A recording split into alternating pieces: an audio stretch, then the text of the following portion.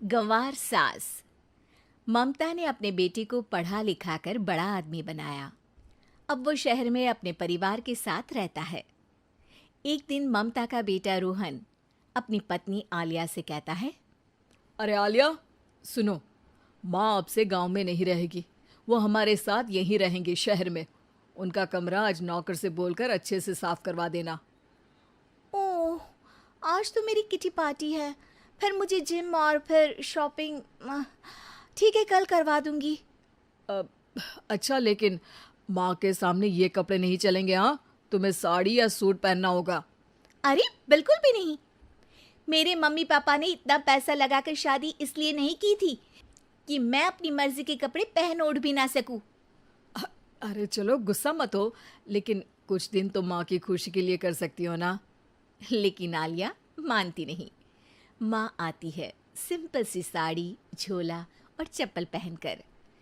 अरे रोहन, मैं इनके साथ कैसे रहूंगी? मेरी फ्रेंड्स क्या कहेंगी? ये तो पूरी गंवार लग रही है। आलिया, माँ गांव में रहती थी इसलिए ऐसी हैं। तुम आज ही माँ के साथ जाकर उनकी पसंद की शॉपिंग करवा देना। इनके साथ घर के अंदर रहना मुश्किल है, बाहर तो मैं कभी भी ना जाऊं। रोहन को आलिया पर गुस्सा आ जाता है। माँ, ओ माँ। हाँ बेटा। वो माँ को ले जाने के लिए उनका हाथ पकड़ता है कि अरे माँ, तेरे हाथ अभी तक इतने कड़े हैं, तूने इसका कोई इलाज नहीं किया? अरे बेटा, इसका कोई इलाज नहीं। वैसे भी मुझे कोई शर्म नहीं कि मेरे हाथ मुलायम नहीं है, क्योंकि इन्हीं हाथों से मेहनत कर मैंने तुझे बनाया है बेटा। अगले दिन। माँ, मैं ऑफिस जा रहा हूँ। कुछ लाना हो तो आलिया को बोलकर फ़ोन करवा देना। रोहन के जाने के बाद, आप ना आज कमरे में ही रहिएगा, घर में पार्टी है, मेरी सहेलियां आ रही हैं, मैं उन लोगों के सामने आपको नहीं ला सकती हूँ। ठीक है बहू, लेकिन तुम कहो तो मैं कुछ खाने को बना दूँ तुम लोगों की पार्टी के लिए। वो लोग सिर्फ कॉन्टिनेंटल या थाई फूड ही खाते हैं। कोई बात नहीं, कभी इंडियन खिलाने वाला कोई मिला नहीं होगा ना। मैं बनाकर कमरे में चली जाऊंगी। जैसे आपकी मर्जी। आलिया के घर उसकी दोस्त आती हैं, पार्टी होती है। अरे वाह आलिया, ये क्या है खाने में? बड़ा ही स्वादिष्ट है यार, इसकी रेसिपी मुझे चाहिए। हाँ, और ये दाल, ओ माय गॉड, मैंने तो किसी 5 स्टार में भी ऐसी दाल नहीं खाई है। यार तू कुक को यहाँ बुलाना। अब आलिया घबरा जाती है। हाँ हाँ हाँ, क्यों नहीं, माँ जी जरा बाहर आइए। आलिया की सास सिंपल सी साड़ी और गांव के अंदाज में आती है। अरे बहू, क्या हुआ? खाना पसंद नहीं आया क्या? बहू? अरे ये गांव से दिखने वाली औरत तुम्हें बहू क्यों बोल रही है? कौन है ये? वो हमारी नई नौकरानी है। सास बहू की बात सुनकर बहुत दुखी हो जाती है। वो सर झुकाकर जा ही रही होती है कि एक सहेली बोल पड़ती है। अरे कहाँ जा रही हैं माँ जी? वो उठकर उनके पैर छूती है। जीती रहो बेटा।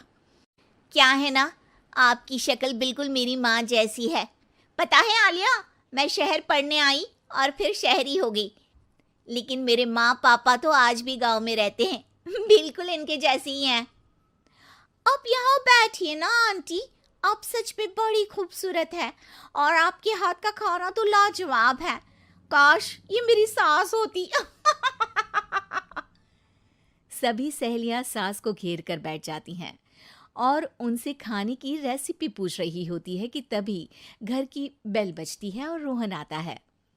अरे क्या बात है, आज आप लोग हमारे घर में? और ये लोग तो मुझे आलिया से ज्यादा माँ की सहेलियाँ लग रही हैं। क्या ये आपकी माँ है? लेकिन आलिया ने तो कहा कि ये उनकी नौकरानी है और इन्होंने भी नहीं बताया। वो नहीं बताएंगी, क्योंकि उनके लिए बच्चों की इज्जत और उनकी खुशी सबसे पहले है। मुझे माफ कर दो, मुझे इन्हें तुम लोगों से मिलवाने में शर्म आ रही थी कि तुम लोग क्या कहती? अरे अब तो हमें शर्म आ रही है कि तुम हम लोगों की सहेली हो। हाँ, जो माँ जैसी सास को नौकरानी बोले वो हमारी सहेली नहीं हो सकती। ये बोलकर सभी वहां से जाने लगती है कि सास बोलती है, आलिया की तरफ से मैं तुम लोगों से माफ़ी मांगती हूँ। उसने जो कहा उसके लिए मैं उसे माफ़ करती हूँ। अब तुम लोग भी उसे माफ़ कर दो, क्योंकि अगर तुम लोगों ने उससे दोस्ती तोड़ी तो फिर मेरे हाथ का खाना कैसे खाओगी? नहीं नहीं आंटी, जरूर आएंगे, लेकिन अब आलिया की नहीं बल्कि आपकी सहेली बनकर।